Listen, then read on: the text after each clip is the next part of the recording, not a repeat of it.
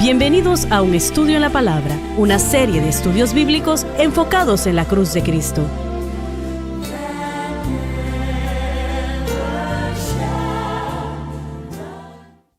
Bienvenidos hoy a Un Estudio en la Palabra. Este es el evangelista Jimmy Swaggart junto a John Rosenstern y Dave Smith y también el Dr. Don Paul Gray. Estamos muy alegres de estar con ustedes el día de hoy. Estamos estudiando al Espíritu Santo. Y obviamente el tema es ilimitado, francamente. Hemos escogido el gran circunferencia del mover y la operación, el relato entregado en la palabra de Dios en el libro de los Hechos. Vamos a estudiar los capítulos 2, 8, 9, 10 y también el 19, ¿no? 19. Sí. Nosotros creo que ya hemos estado 2 o 3 meses estudiando el Espíritu Santo y el ministerio de Cristo y lo que Cristo mandó a todos los creyentes. Y estamos estudiando el mensaje que David predicó en el día, que Pedro predicó en el día de Pentecostés. Y yo sé que Dios no unge de igual manera cada vez que sucede algo, no es así. A veces hay una unción palpitable y a veces no. Pero tenemos que entender que Simón Pedro ahora es un hombre distinto de quien él era antes del Pentecostés.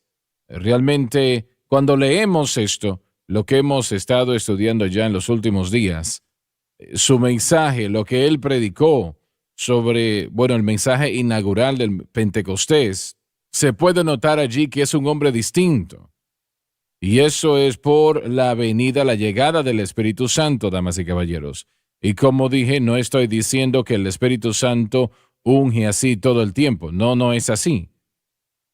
Pero siendo el mensaje inaugural del Espíritu de la Iglesia, obviamente el Espíritu Santo entra y hace una gran obra. Pero aún así, tenía que tener una vasija disponible ante él. Y su mensaje muestra un tremendo conocimiento de la palabra de Dios ahora.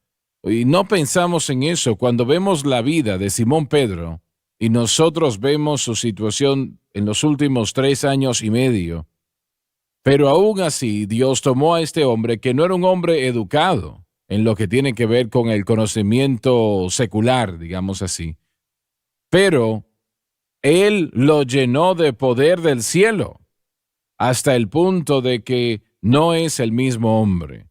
No es el mismo hombre y su mensaje muestra un tremendo conocimiento de la palabra de Dios. Y Él trata también con la resurrección de Cristo, llega a ello desde la base de la palabra de Dios. Y vamos a empezar ahora en el versículo 27. Por favor, le pido a John que lea versículo 27, capítulo 2 del libro de los Hechos, por favor. Pues no dejarás mi alma en el infierno.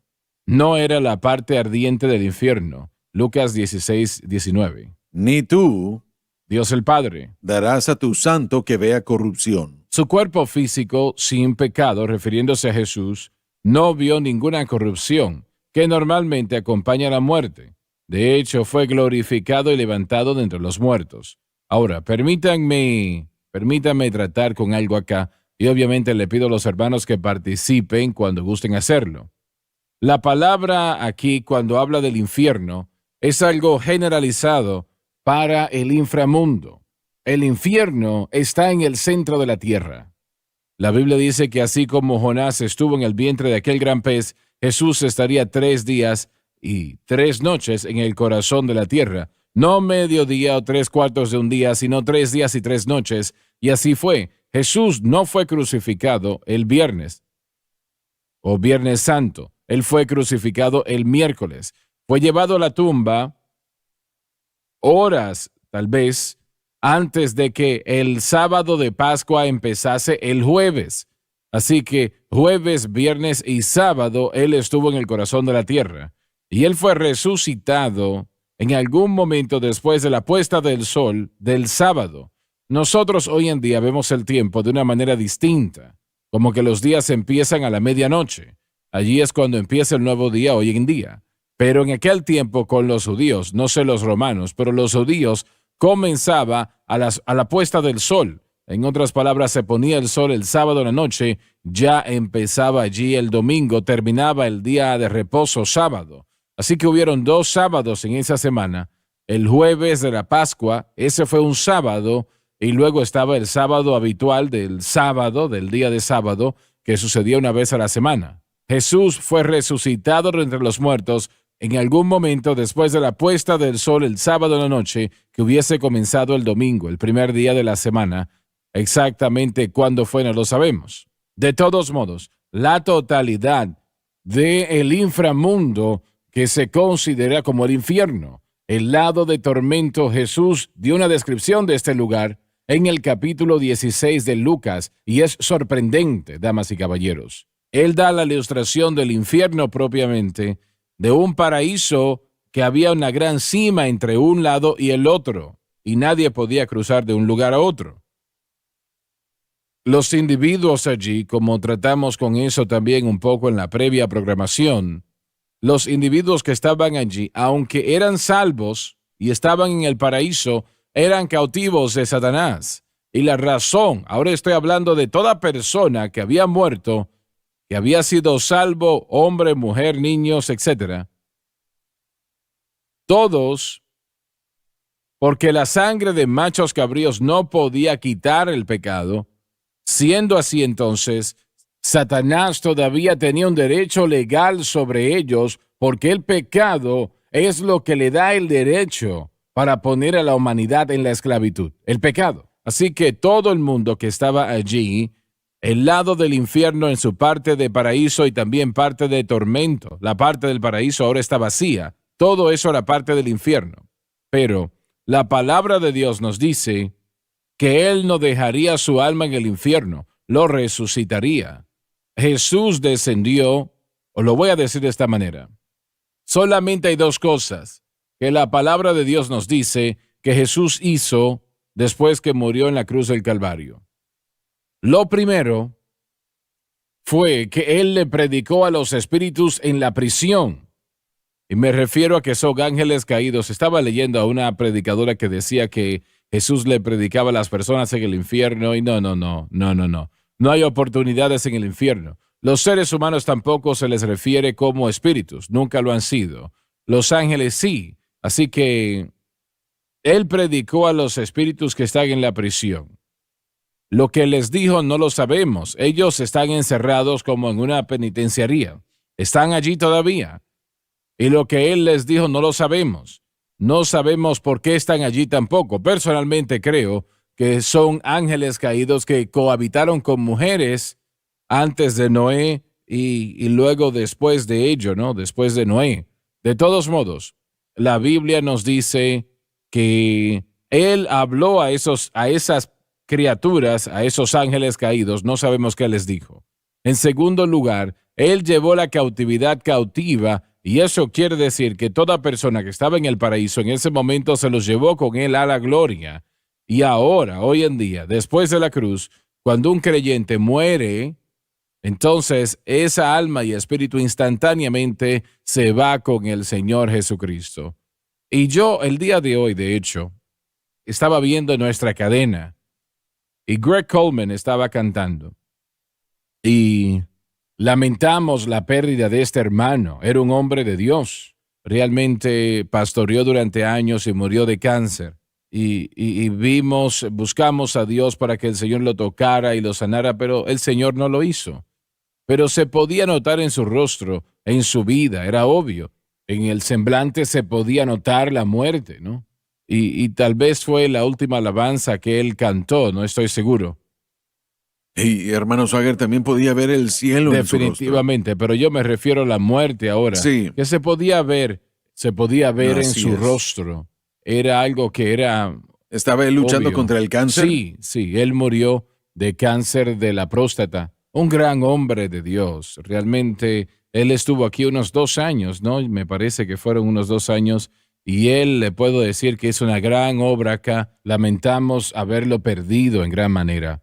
Y creo que la pregunta que estoy haciendo, caballeros, ¿cuánto ¿Cuánto la iglesia sabe o conoce de lo que hemos estado hablando sobre lo que sucedió en el infierno y lo que quiere decir la palabra infierno y todo eso? ¿A qué se refiere, no? ¿Qué piensan ustedes que conocen?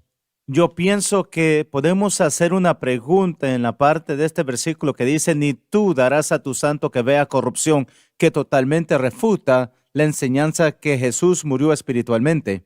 Él no buscó la corrupción. Él no se convirtió en pecador. No nos dio la salvación por el resultado de ese sufrimiento.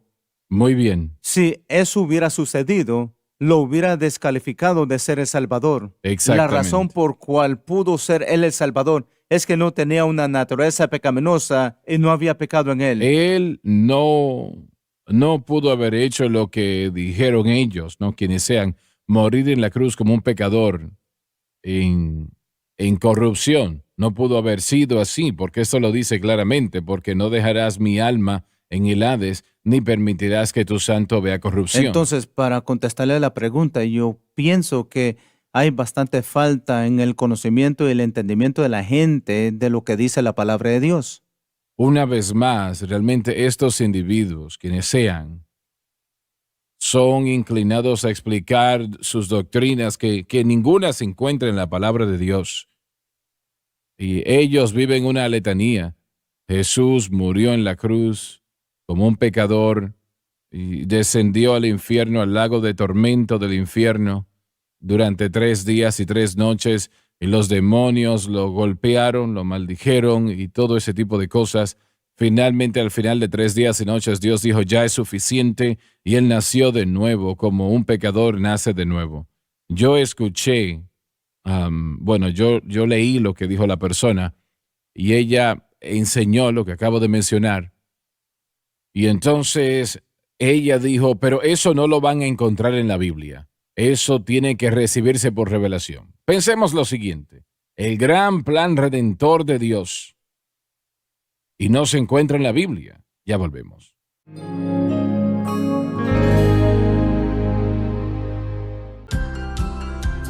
Desde el ministerio de Jimmy Swaggart, esta es la cadena Sun Life.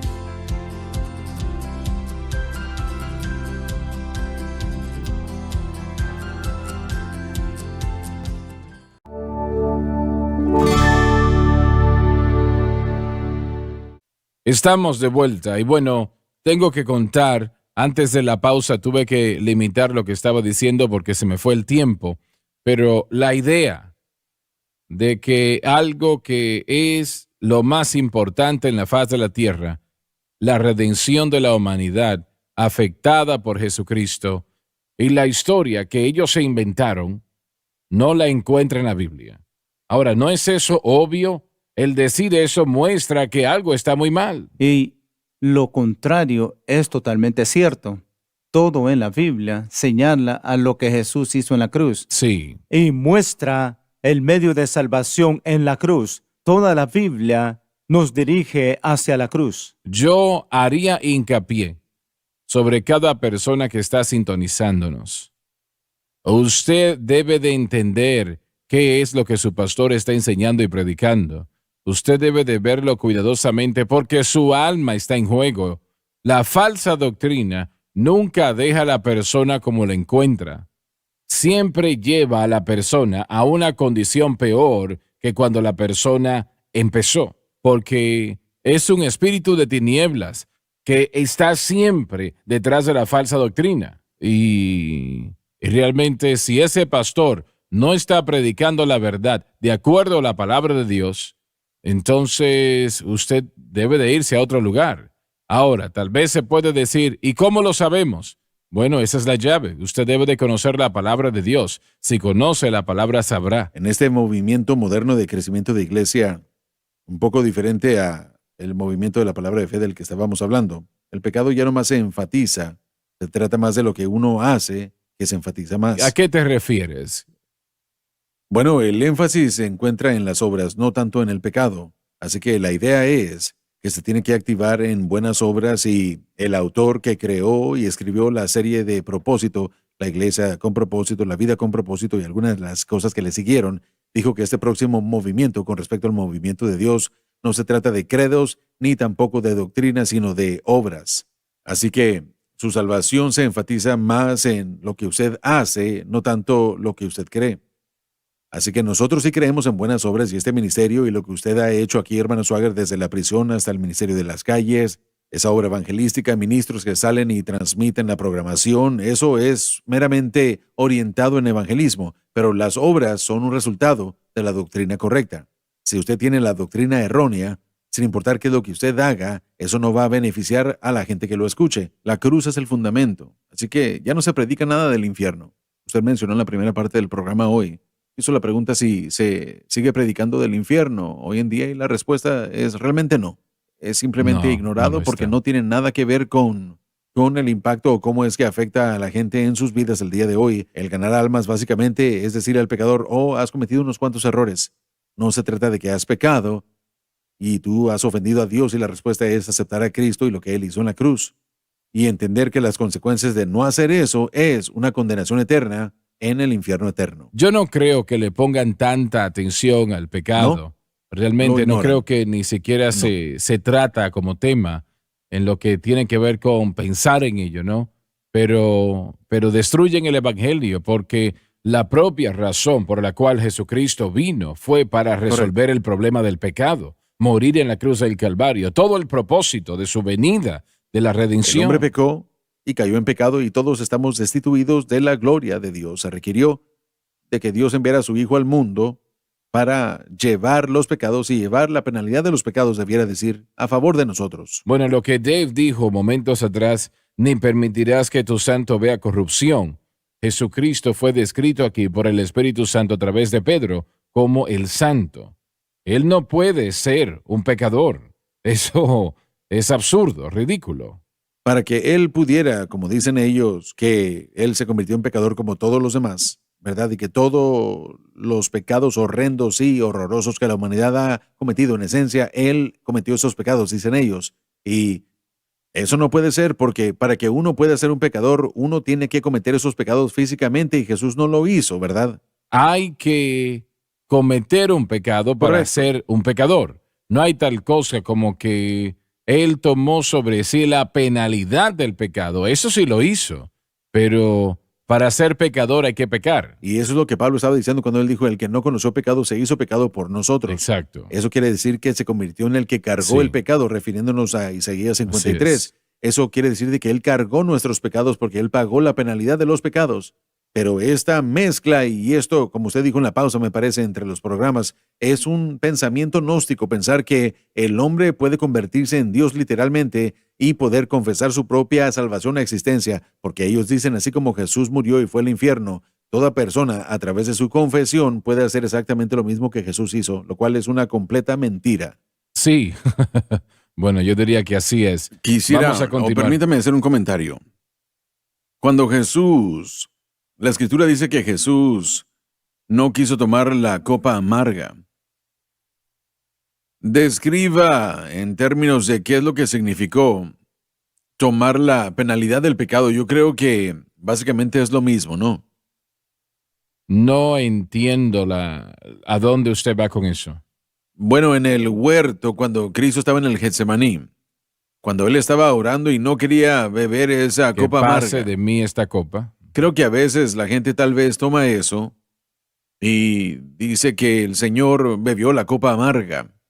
Así que Él se hizo pecador, pero a mí me gusta la expresión que usted dio, que Él tomó la penalidad del pecado.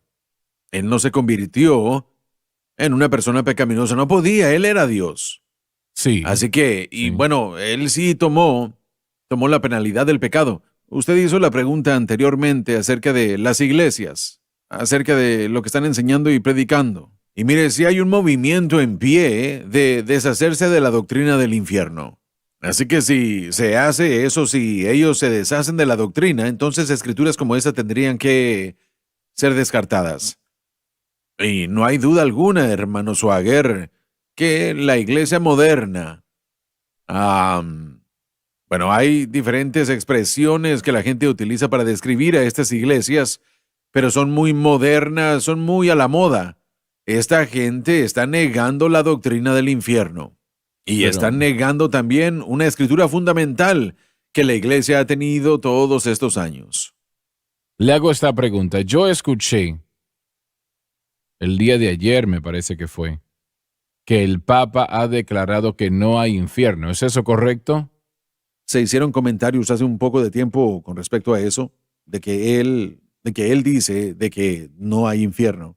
Y eso creó un poco de tormenta, así que el Vaticano tuvo que hacer comentarios acerca de eso, que eso no fue lo que él dijo, o que se malinterpretó, pero fue claro, esas personas que lo entrevistaron dijeron que eso fue lo que él dijo. Bueno, la escritura aquí dice, porque no dejarás mi alma en el Hades. Hay un infierno, está en el centro de la tierra, y toda persona que no haya aceptado a Jesucristo, desde el principio de los tiempos, triste y lamentablemente, ha ido a ese lugar llamado el infierno. El purgatorio no existe. Tal vez usted piense que sí, pero no está en la Biblia eso. La primera, segunda, tercera, cuarta, quinta, la oportunidad número 100, número 1000 están de este lado de la tumba. Cuando la persona muere no hay más oportunidades para salvación. Usted puede encender velas, velones y hacer lo que quiera, dar dinero para que recen por ellos, no va a ayudar. Eso es exactamente como el purgatorio nació. De hecho, en el libro de Segunda de Macabeos, en el capítulo 5, verso 49, si alguien lo quiere buscar. Bueno, lo que pasó es que ese juez, o más bien Justino Macabeo, oró por los muertos y eso fue un ánimo para otros, para permitirles a ellos participar en su lucha contra la guerra que estaba rugiendo entonces. La Iglesia Romana Católica más adelante tomó de eso y usó ese concepto, pero realmente nació de la tradición judía que no era bíblica. Jesucristo fue a la cruz para que el hombre no tuviese que morir e ir al infierno. Y podemos decir, bueno, yo no lo creo. Bueno, le voy a decir lo siguiente, no hay incrédulos en el infierno, no hay uno. Todos son creyentes, pero es muy tarde ya. Es demasiado tarde. El alma y el espíritu del individuo es indestructible. Vivirá para siempre. Este cuerpo humano, Pablo le llamó el tabernáculo, alberga el alma y el espíritu del hombre. Mientras el cuerpo físico morirá eventualmente, el alma y el espíritu vivirán eternamente, sea en el infierno propiamente o allá en la gloria. Para no ir al infierno, todo lo que la persona tiene que hacer es aceptar a Jesucristo como su Salvador. Y piensen lo que yo acabo de decir. El infierno es eterno. Judas está en el infierno y ha estado allí ya por 2000 años. Y él estará allí por 2 trillones de años. Nunca terminará. Y es así para cada persona que ha muerto sin Dios. Es la razón por la cual Jesucristo, al ir a la cruz, eso fue tan importante, porque Él hizo posible que todo aquel que quisiese llegase y tomase del agua de vida gratuitamente. Alguien dice, bueno, pero el fuego en el infierno, ¿eso es de verdad? Sí, sí lo es. Las palabras griegas y hebreas que se emplean para describir el infierno son textualmente descriptoras de algo real, verdadero, no es alegórico o el invento de alguien. Alguien también dijo recientemente que quería ir al infierno porque allí va a ser bastante divertido. No va a ser así, de ninguna manera, punto.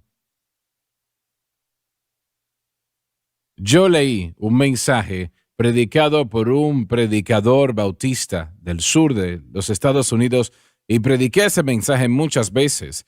El título era El infierno no es un juego, no es un chiste. Y damas y caballeros, el infierno no es un chiste, es algo muy serio. Hay algunos ahora mismo que están viéndonos y qué bueno que ven la programación y que son parte de la audiencia, pero no son salvos. Y la única cosa que está entre usted y el infierno eterno ahora mismo es el latir del corazón. Solamente si ese corazón deja de latir, instantáneamente irá al infierno. Yo recuerdo que muchos años atrás, bueno, ya se nos terminó el tiempo, vamos a tener que continuar en la próxima programación. Quiero contar esta ilustración, usted debe de escucharla. Gracias por acompañarnos, nos vemos en la próxima.